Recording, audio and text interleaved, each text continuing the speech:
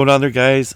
Good evening. It is your Earthmaster here on this Christmas Eve, December 24th, 2021, about 6:55 p.m. California time, at the latest quake, a 3.8 or 3.3 earthquake showing up into the Northern California region, also showing up pretty nicely on the seismographs there at Petrolia.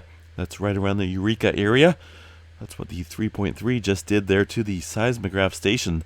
Let's go ahead and check out what's going on also there in Northern California. The earthquake activity continues on the USGS map here. You can see a swarm of movement once again kicking up here in this region. Latest quake, the 3.3 up here, deeper level, and we also had a 4.0 just a short time ago, roughly back to back. I did not see it up here on the seismograph, so not for sure if one of these is going to get revised or not. But looking at the timestamps here, there's definitely a couple second difference in the earthquake magnitudes here and a location difference here. So kind of watching this area pretty closely, folks. I believe this area is pretty primed and ramped up for some potential movement.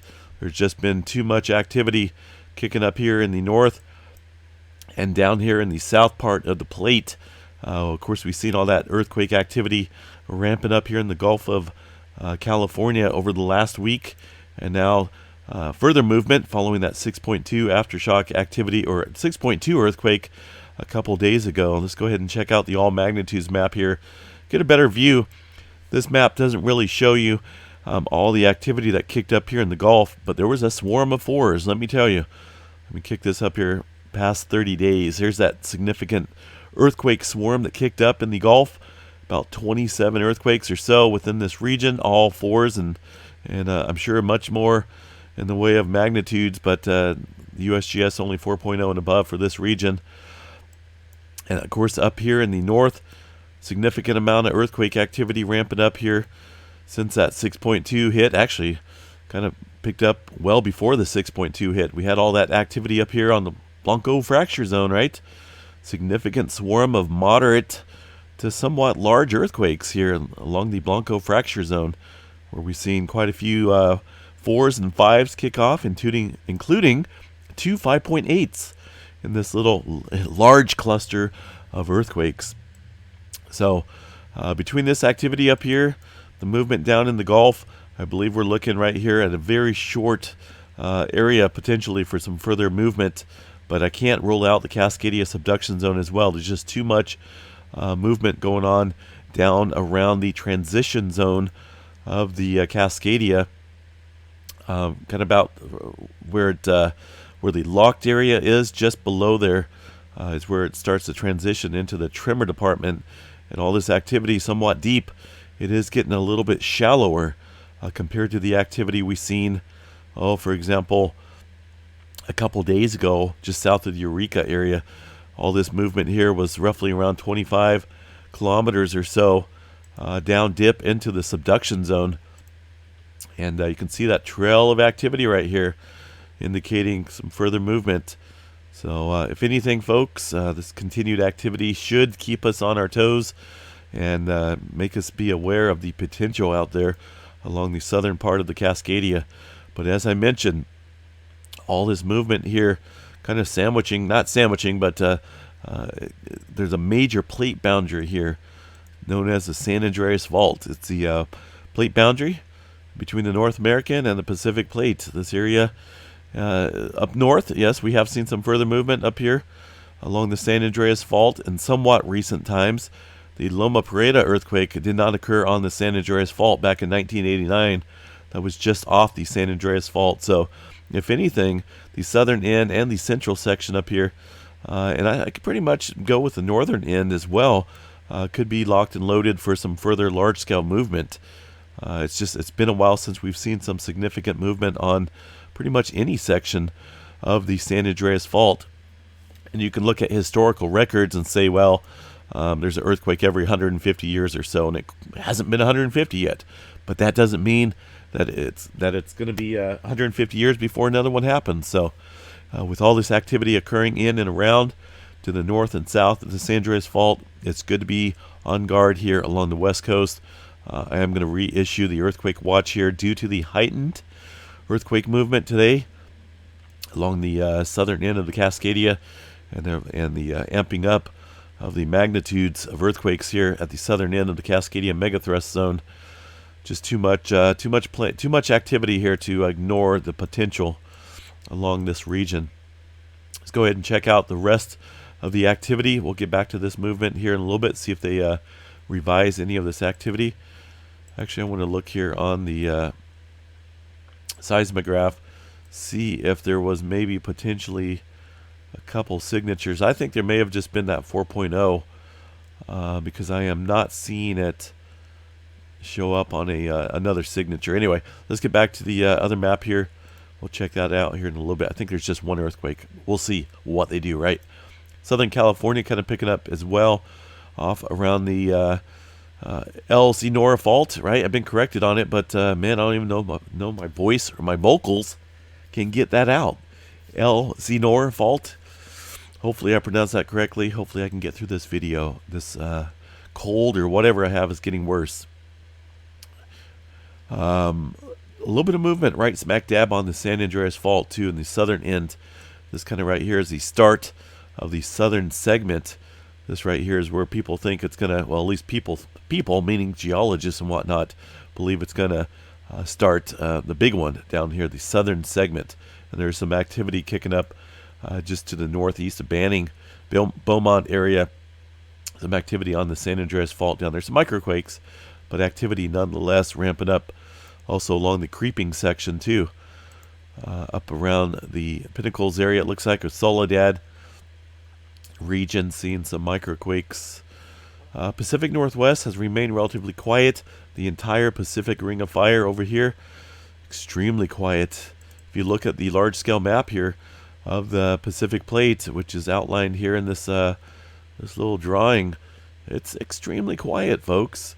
Yes, there is a little bit of movement, and there's some deep movement around the Fiji Islands area. 580 kilometers for a 4.5. That's really deep, but no subsequent movement over here to the northwest. We did have, looks like just now, actually a little bit ago, 4.2 in the Peru region. 70 kilometers into the subduction zone. Also a trail of activity around the Laos area. That was from last night, I believe, early this morning. Some further activity down south here as well, near the Myanmar area. Some movement out through the Greece area, and also a 4.1 that struck in France a couple hours ago. 9.5 kilometers for that earthquake. Looks like a few folks did report feeling it. Not a whole lot of historical earthquake activity in this region, at least according to the USGS. The epicenter right here where that star is located does not show a whole lot of movement in the history. So looking at the activity here in the South Sandwich Trench, 5.0 occurring earlier today. So a little bit of reactivation of earthquake movement down here. Kind of looks pretty shallow as well, right before the subduction zone segment. Let's look at the Tremor activity tonight, see if we got anything going on in the Tremor. Zip zero, folks. This thing does not want to provide any relief to the surface quaking that's going on here towards the Northern California area. Stand by for 1 second here.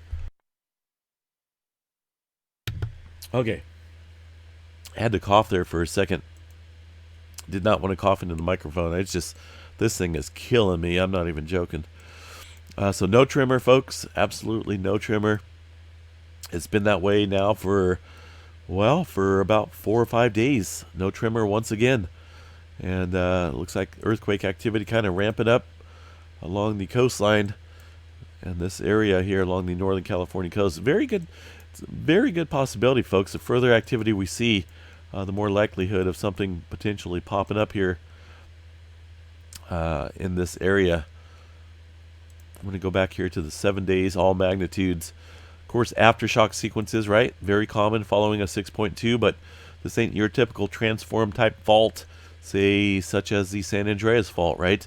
We would expect to see lots of earthquake aftershock sequences on any given left-right lateral type slip fault. But this here is very close to the locked area of the southern segment of the Cascadia subduction zone. This is not just a little playground for these type of transform fault earthquakes. This here is could pose a major hazard or maybe a trigger when it comes to producing a significant size earthquake here on the San Andreas, or on the good lord, I think it's time for some more NyQuil. On the Cascadia. I've been trying to limit my voice speaking today, just so I can conserve my vocals, but man, it's not helping one bit.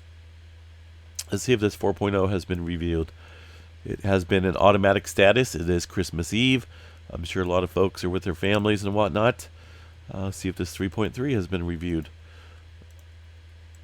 It's probably automatic status, so none of this activity has been revised. It's all been put out by computer preliminary earthquake data that was picked up on a seismograph somewhere in close proximity to these epicenters. So I'm sure these will get revised. It just might take a few minutes for them to get to it. Then again, it might take them tomorrow, or they might just disappear. You never know. USGS is kind of like that. But wouldn't that be crazy to have a mega quake on Christmas Eve or Christmas Day? Cascadia rupture? That would not be good. A little bit of earthquake activity along the eastern edge of the Yellowstone caldera. It's been a while since we've seen any movement in the eastern side of that area, but a little spike of an earthquake around Lake Butte, Promontory, Pitchstone Plateau picking it up as well. The northwest corner of the park remains quiet. All areas to the south look pretty quiet as well. Let's see what else we got here for solar weather activity. Sunspots, no doubt, ramping up still. Looking pretty active with quite a few sunspots peppered around the disk of the sun. 2916 looks to be the major hazard at the moment as it's rotating into Earth. This is one down here. Let's look and see what the forecast is calling for. 95% chance of a C flare. Looks like no noteworthy events over the last 48 hours. Couple mid C's kicking up here on the chart, the solar flare class chart. But that could change pretty closely, including a 10% chance of a C flare from these sunspots kicking up and crackling. Let's see. Looks like they caught Santa Claus and the sleigh and his reindeer coming across the sun earlier in that solar image shot. That's kind of cool. Pretty crazy, right? And so yeah, we're just kind of watching everything, folks. Geomagnetic storming remains low for the moment, but pay close attention to these areas as they rotate towards us, and it looks promising there for some possible X flaring there. We'll see what this becomes as these sunspots rotate towards the Earth, folks. All right, let's see what else we got. Go back over here to the earthquake activity. I was looking at some movement here back in, of course, the 1989 earthquake. We talk about that, how it occurred off of the San Andreas fault. Kind of just here specifically on this fault zone. I'm not even going to go down that road to pronounce that name. I couldn't even get half of it out if I wanted to. Just off the San Andreas fault, of course, that 6.9.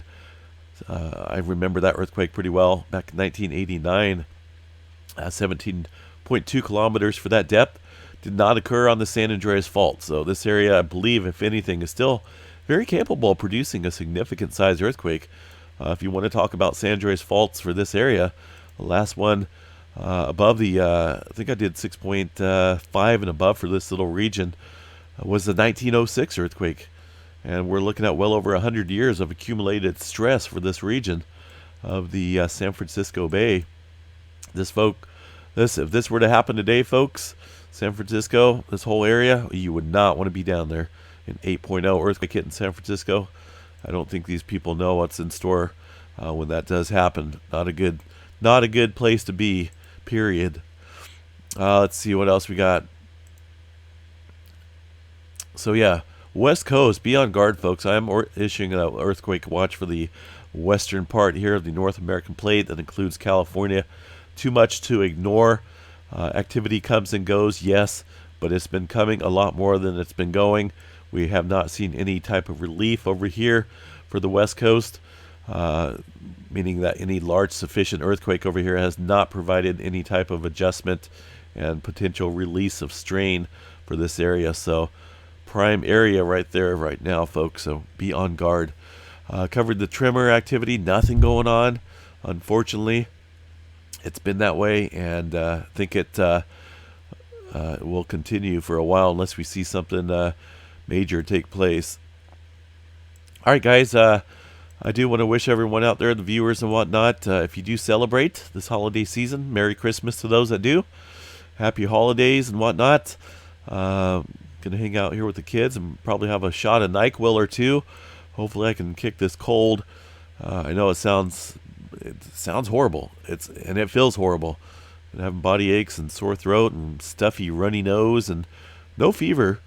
My appetite's been fine, but man, it has done a number on my voice box. Have a good night, folks. We will chat you guys a little bit later. Please stay safe out there, everyone. West Coast, watch out.